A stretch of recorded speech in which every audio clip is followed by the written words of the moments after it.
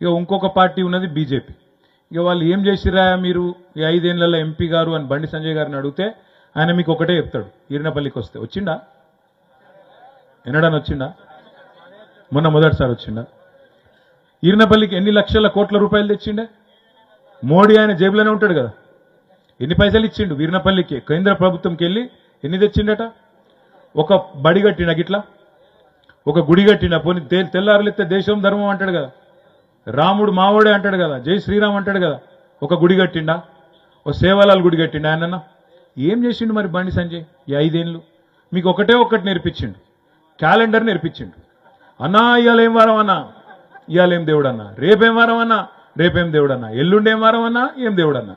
కాబట్టి దానికి ఎంపీ ఎందుకు మన క్యాలెండర్ కొనుక్కుంటే అయిపోయాయి. పంతులు నడితే ఆయన చెప్తాడు ఏం దేవుడు, ఏం క్యాలెండరు, ఏం వారం. మంగళవారం ఏ దేవుడు, బుధవారం ఏ దేవుడు, గురువారం సాయిబాబా, శుక్రవారం వెంకటేశ్వర స్వామి,